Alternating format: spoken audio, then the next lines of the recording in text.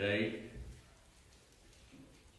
but one of the more seamy side stories in the Old Testament, remember the Bible tells it as it is, the good and the bad, like the movie says, the good, the bad, the ugly.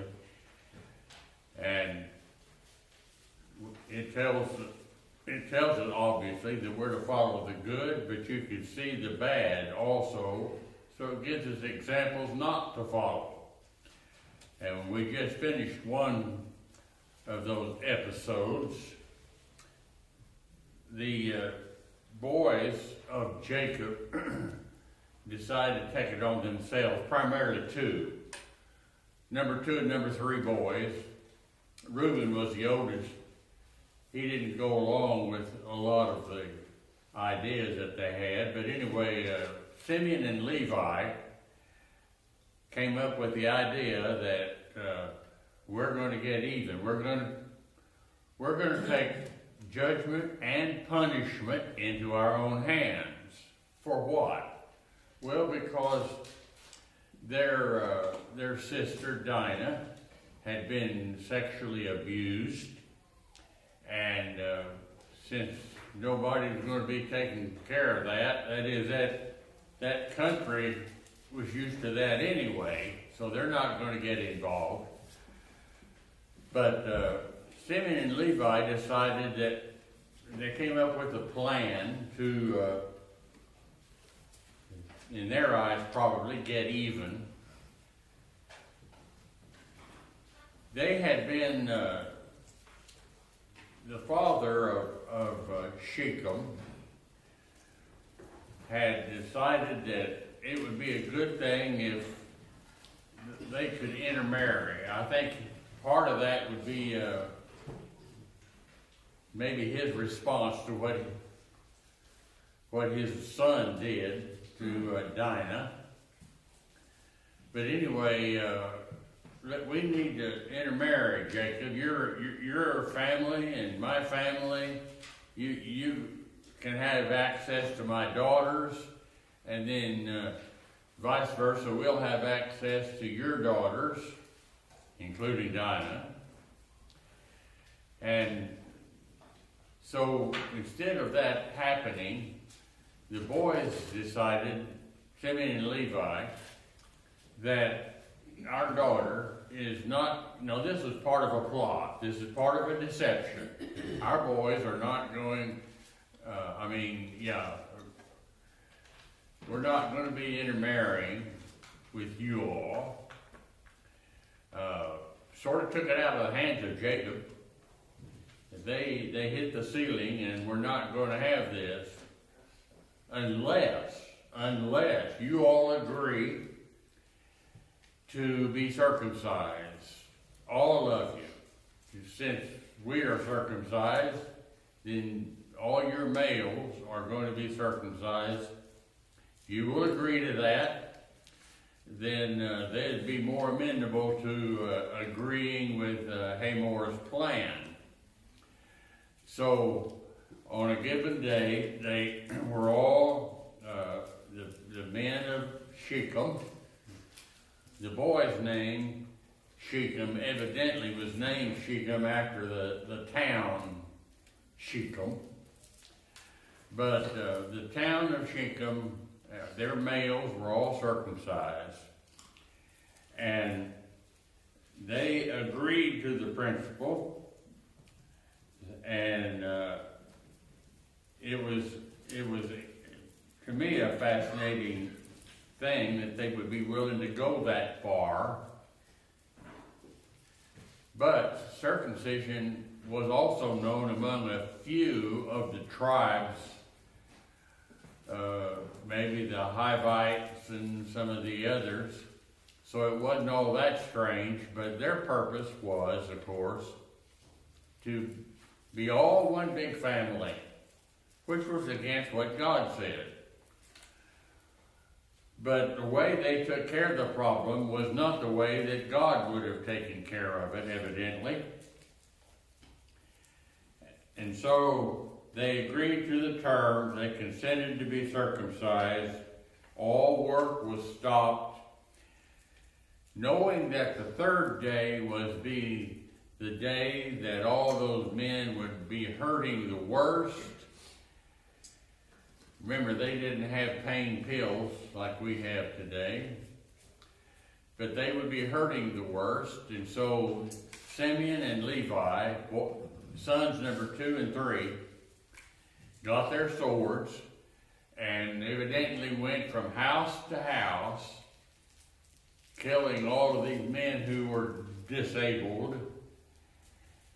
And so as a result, you had a 2-man army defeating a whole town here.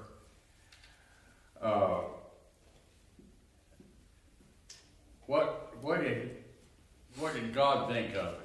What did Jacob think about it? This was not a part of God's plan. This was not a part of Jacob's plan. Jacob became very upset. He bitterly rebuked his boys when he found out what they had done. But they waged that war. They had all these circumcised. And one author called this blasphemy too. Part of the deception was blasphemy. In what way? Well, what was circumcision for? It was a token between God and man, a token of an agreement to serve God the rest of your life. Circumcision was a part of God's plan for Israel. They blasphemed in that they decided to use this as part of their scheme to wipe out the Shechemites, the young men. Okay, now, it's over with. The dead are all there. The father comes in and he says in Genesis 34 and verse 30, "You've made me to stink among all the inhabitants of the land." He's talking to his own boys. You took it on yourself. You carried this out. Now you've made me to stink in the eyes of the inhabitants. And what's going to happen is they'll gather themselves together and they'll kill me. This is verse 30 also. "Slay me, and I'll be destroyed, me and my house." And their response was, "Dad, shall we deal with our sister as if she were a harlot?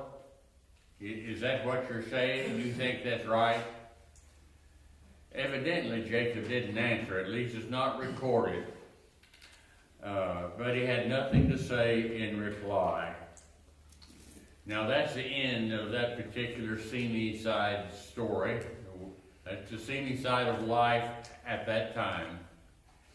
There's more to come. Now, God appears to Jacob in chapter 35, verse 1. God said to Jacob, "Arise and go to Bethel and dwell there, make an altar." So they went along with this. We're down to about 1732 BC now, still 1700 years before Christ. Quite a few hundred years before the time of Moses even. We'll see it later. But here they are. They're told by God to go to Bethel. And notice verse 2. Chapter 35, verse 2. Jacob said to his household, Israel, if you please, Israelites, put away what? Put away the strange gods that are among you and be clean. Get rid of all the idol gods that you have carved and maybe you have purchased, where'd they come from? I would guess a number of them came from Laban, Rebekah's brother, Jacob's uncle. Back in Mesopotamia, when they came, we know Rachel had some, or had one especially, but she probably had better reason than the rest of them did to keep it. Hers was inheritance purposes. But anyway, they had all these strange gods, and Jacob was told, you put them away. Verse 4, so all the strange gods that were in their hand and their earrings, it's all part of their worship service to idolatry. You take them, and Jacob hid them under an oak tree. They didn't have a bank to put them in, a bank vault, or even a box that you rent and pay rent on per year. They didn't have that. He hid them under an oak tree. Couldn't help but wonder if anybody has gone through and looking for that particular tree, or finding that bunch of idol gods that might be worth a lot today as an antique. Anyway, put him under that tree, and he did. So, not only did some of those idol gods probably come from back home in Laban, I suspect a great number of them came as part of the booty, the looting of the houses. Remember, they took their property, they took what they could in the way of things, they took their wives, they took their children. I mean, those two men, they cleaned them out.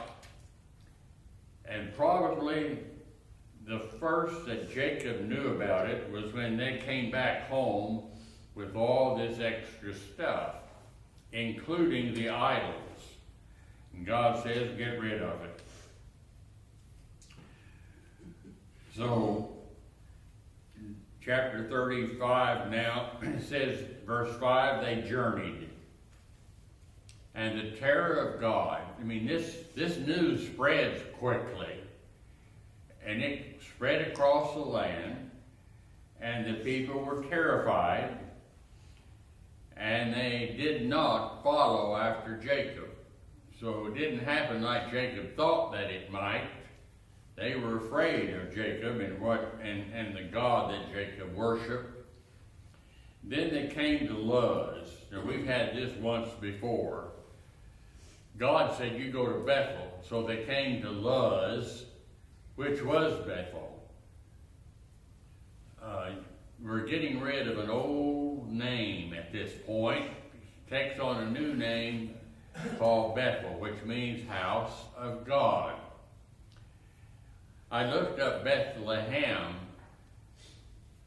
You know, in the Bible dictionary, I looked up these two, and then I noticed there are a bunch of names, probably 20 or 25 or more, that all begin with B-E-T-H, which means house. Beth-El, house of God. And so I found Bethlehem, which means house of bread. But the word house, Beth, is used as a prefix to a lot of different nouns in the Old Testament. I found that to be interesting. That'd be a good paper to write one of these days for somebody interested in history. Now, let's go on. They came down to Bethel. They built the altar, verse 7, as God instructed. Now, look at verse 8. But, so often, when you see that word in the Bible, it means here's a contrast. This happened, but something else intervened. But Deborah, who was the nurse for Rebekah. This is Isaac's mom, Rebekah. Deborah, the nurse, died.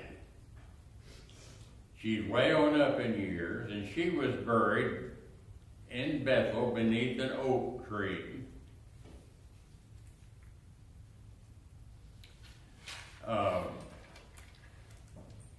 Jacob had known her, Deborah, for, I guess, all of his life. She may have been present even at his birth, probably was, but he had known her all of his life. I think she's one of the great women of the Old Testament. Sometimes she's not in that list. They'll have others that are more prominent and done a lot of things that were great, but I respect this particular woman. She tried to live a righteous life. She was a very faithful servant of Rebekah. As long as Rebekah lived, she was right there. In fact, she accompanied them all the way to down into Canaan. So she had come from Mesopotamia with Rebekah when Rebekah was still single. She had come in order to marry Isaac.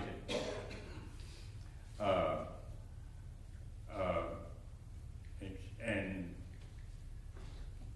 when they got married, you know, of course, one of the children was Jacob and Esau, who they were twins. But that's how long she was a member of the family. To me, that simply shows faithfulness to her particular position. Now, probably, the Bible doesn't say, but probably she rejoined Jacob on a particular visit whenever Jacob and his family came down to visit Isaac when he was there at Shechem. So she probably came at that point. Now, this is one of the reasons why that we think that Rachel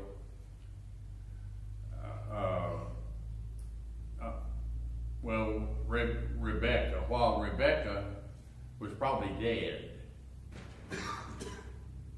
And why do we think that at this particular time? Well, the fact that she's now with Jacob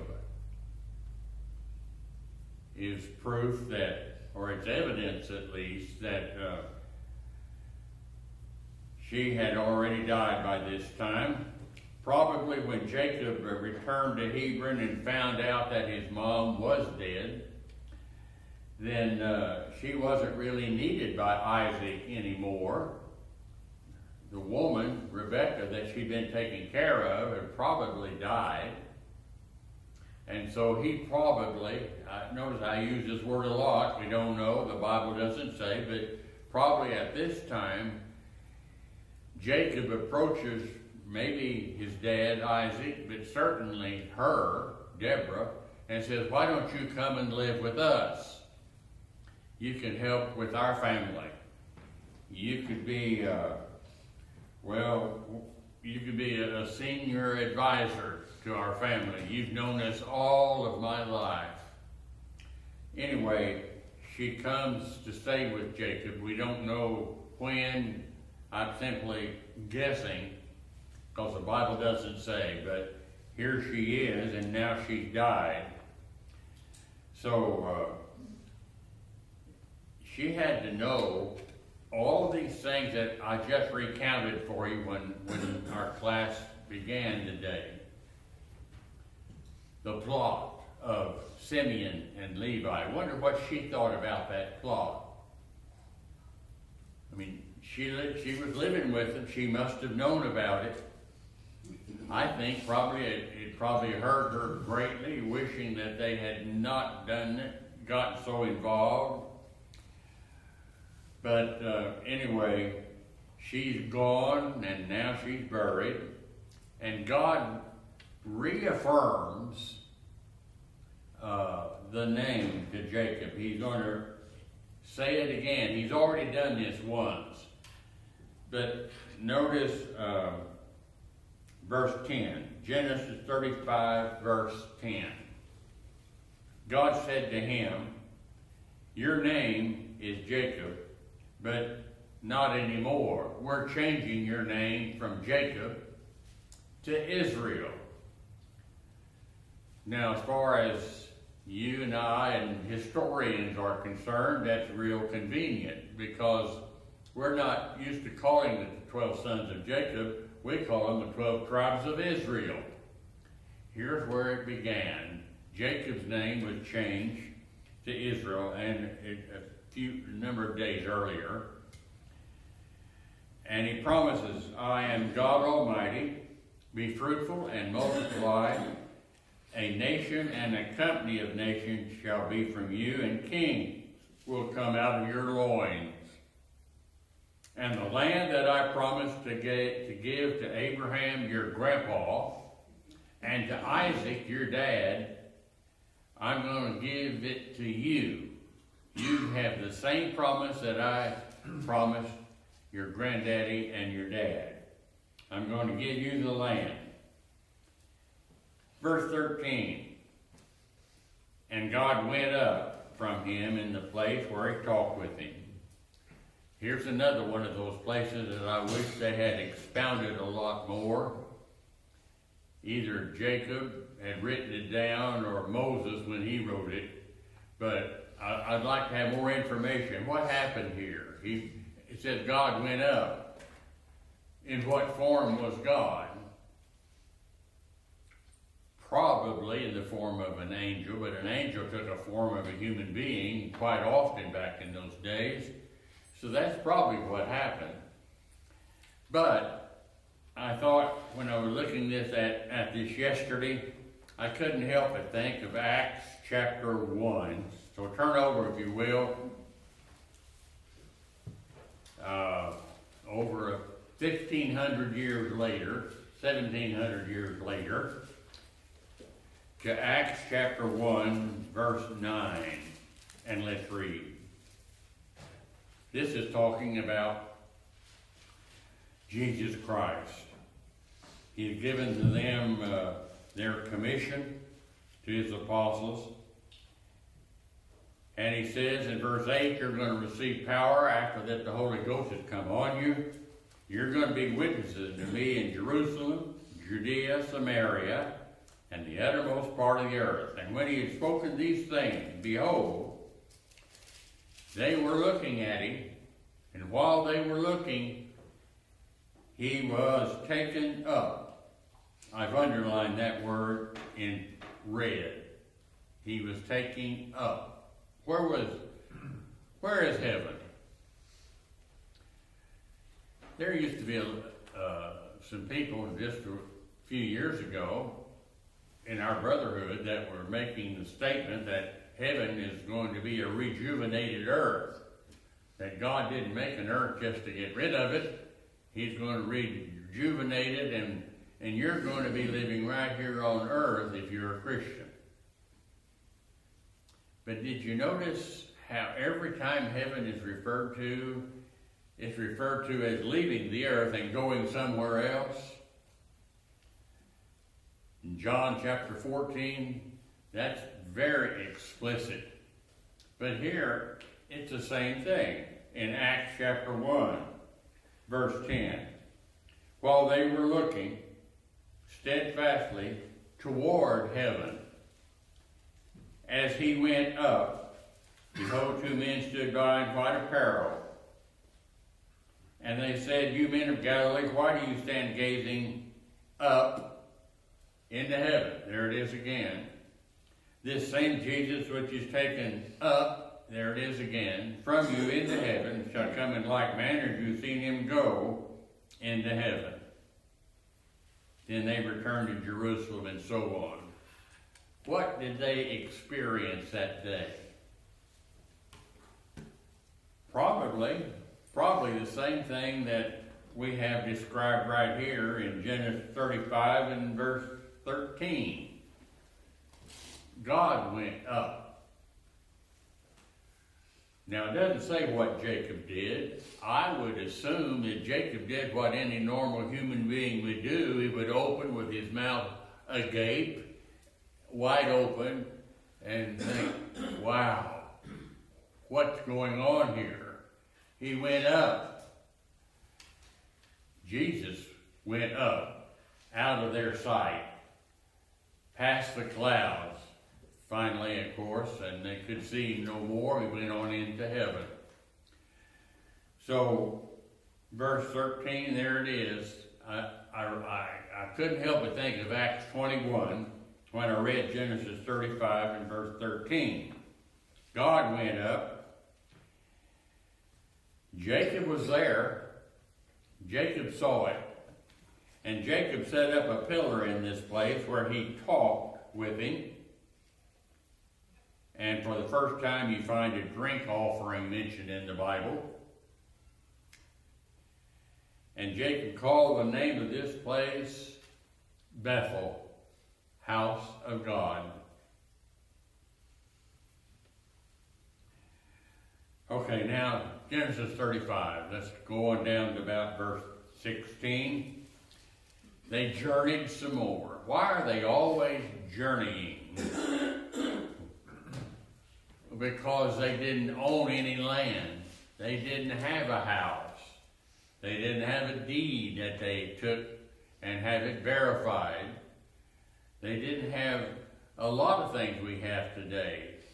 These people, for the most part, they went from place to place, open land, not owned by people, so they would go move all of their cattle and sheep and stock in.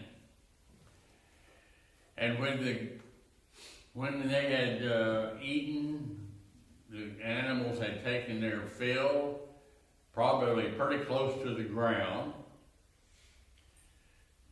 They munched on it. They would leave. Most of the time when they left, it would be for the purpose of food for the livestock and water. And a bunch of the times that's even mentioned. So now they're journeying again. It was but a little way to come to Ephrath. I don't know about you. You ever get to looking at a dictionary and you get interested and you check, that's like this word over here. You go over and look that up, and then all of a sudden you realize you've been doing that for an hour and a half. That happened to me a lot.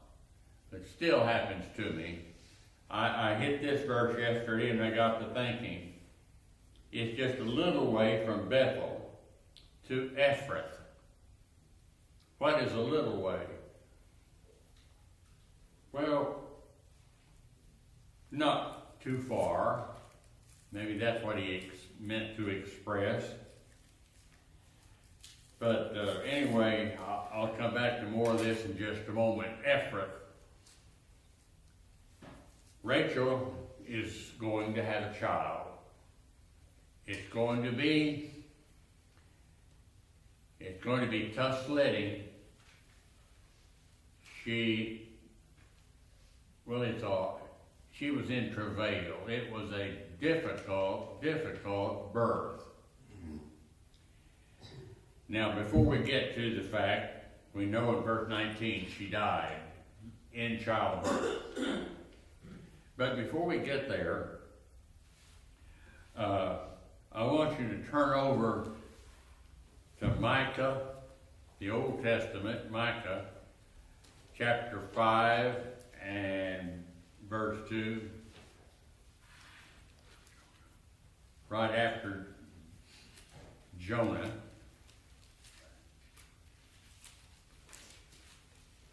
Here we go, Micah chapter 5 and verse 2. Thou, Bethlehem, Ephratah, there we go. Ephratah and Bethlehem are talking about the same area, same place. But notice what Micah is doing. Micah is giving a prophecy, said, well, it'll be longer than that, hundreds of years in advance. Micah is giving a prophecy about the coming of Jesus Christ. Now look at it, Micah 5:2. Bethlehem, Ephratah, though you be little among the thousands of Judah, yet out of you shall come forth one that is going to be the ruler in Israel. That's a prophecy. Whose goings forth have been from of old, from everlasting. That rules out any human being. Why? Because the Bible says, from everlasting to everlasting thou art God. That's Psalm 91. Same thing could be true of Jesus Christ. Micah 5 and verse 2. His goings forth have been from as far as you can go back one direction, in other words, a creation, and further. That's also true of Jesus Christ. Now, where's Jesus Christ going to be born? In Bethlehem. When did they know that?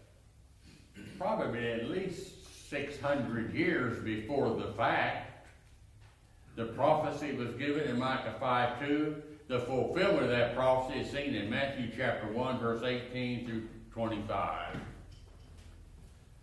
Prophecy made, prophecy fulfilled. That's one thing that sets this book apart from every other book in the world.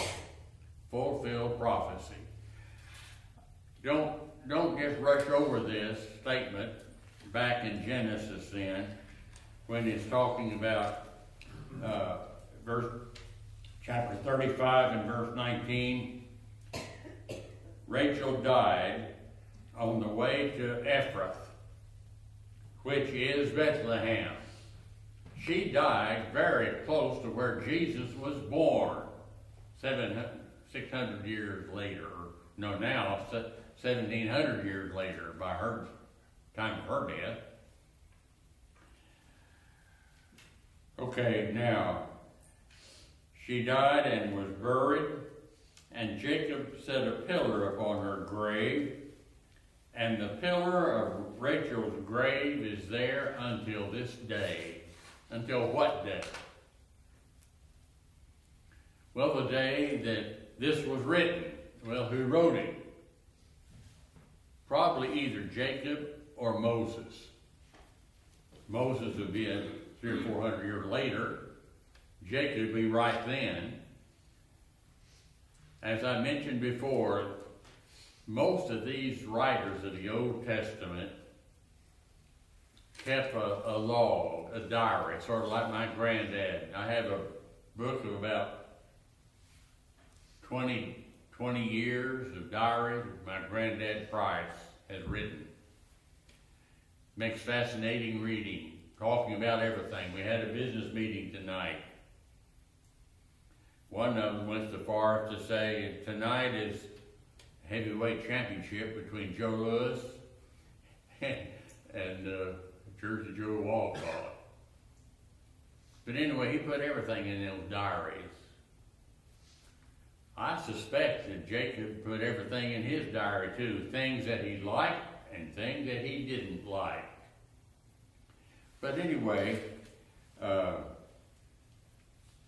he was making this diary or record, and then at his death it was passed on to one of his children. In this case, probably Joseph, but it was passed on to one of the boys.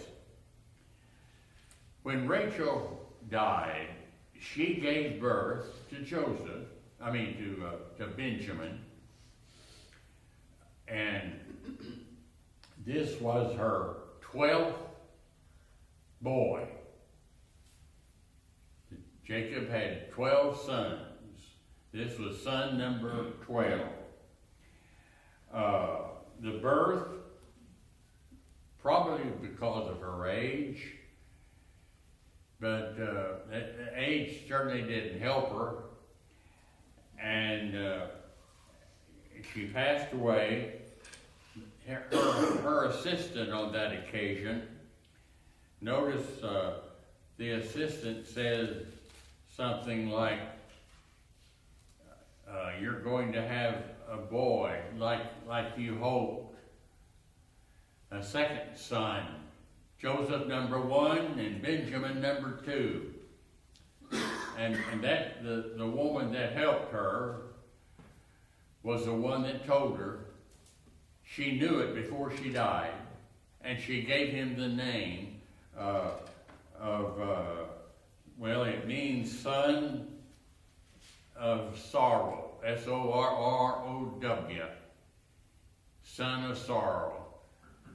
A lot of things had happened, all infighting between she and her sister Leah, a lot of things.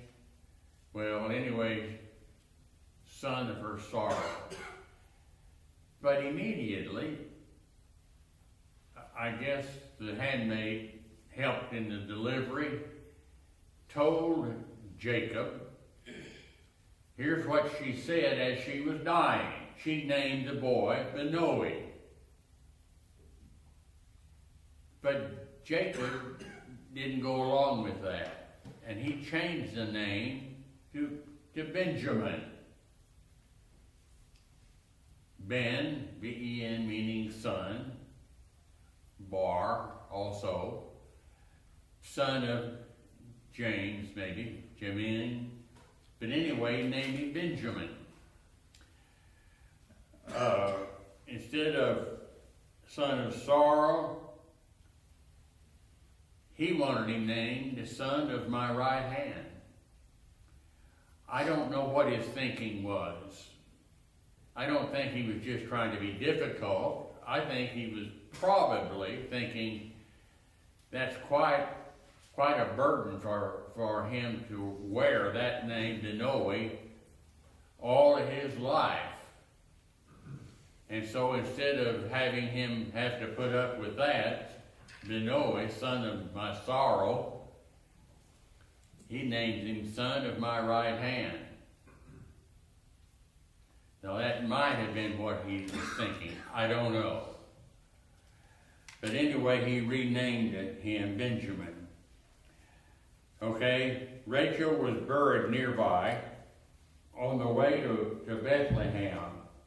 Now this is what I was talking about a moment ago. I want to get back to this Ephratah. We traced it to Micah 5 verse 2 and Jesus Christ's future birth. Where was this Ephratah? From Bethel, I got out some maps in the back of this Bible. You might have maps like I do. And it has a little legend on there. And you measure from one to another. And from Bethel to, from Bethel down to Bethlehem was a distance of 10 miles. And then on down to Bethlehem was just 6 more miles, 16 miles. So it's not very far. Would be quite a distance if you had to move your herds and flocks. That would be a slower move, but it's not that great of a distance. He erected a marker over her grave, and it was done so in order that people would be remembering her. Now, another one of those short stories. That's the seamy side of life. Maybe we'll eventually get rid of a lot of these. But we get to verse 21, Genesis 35:21. Israel kept on journeying, and he spread his tent. I mean, you're sojourning, you're in tents. It's very temporary. And he went beyond the tower of Edar. And it came to pass, when Israel dwelt in that land, that Reuben went in and lay with Bilhah, his father's concubine, and Israel heard about it. Period. That's all that's said. Nothing more. Israel, Jacob, learned about it. Period. And then all of a sudden we have all 12 boys, in case if you ever want to know where. Here's another place where they're all found together. But that story, you don't write finish to that little story, because it says that Jacob learned of it. I'm going over to Jacob Genesis chapter 49. Genesis 49. Isaac is about to die. You see that at the end of the chapter. He commanded his sons, he gathered up his feet into the bed. So he died in a bed, and he yielded up the ghost and was gathered to his people. We're talking about Jacob. So this is discussing Jacob's death. All of Genesis 49. What I want to call to your attention is Jacob knew what had happened, and he didn't appreciate it at all. Reuben took his dad's handmaid, Bilhah, and notice Jacob is calling his boys together when he dies, and he says, gather yourselves together that I may tell you what's going to happen to you in the last days. Gather yourselves together and hear, you sons of Jacob, my boys, and listen to Israel, your father. That's me, he said, Jacob. Reuben, you are my firstborn, my might, and the beginning of my strength, and the excellency of dignity, and excellency of power.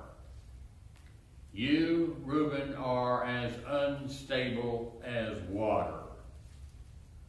Well, that's not very complimentary, but read on. You will not excel, because you went up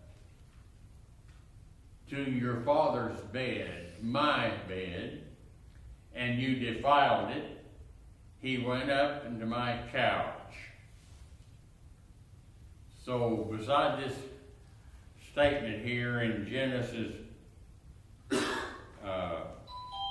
35 verse 22, you might want to write 49 verse 4. Reuben was not going to, even though he was the oldest child, he was not going to receive the blessing and the birthright.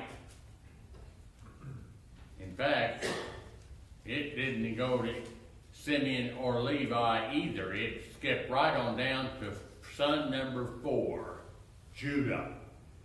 And you know Judah as the tribe from which Jesus sprang.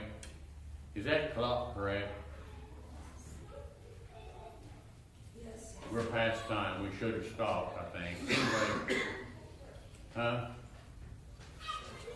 let's go ahead and we'll pick up here next Lord's Day.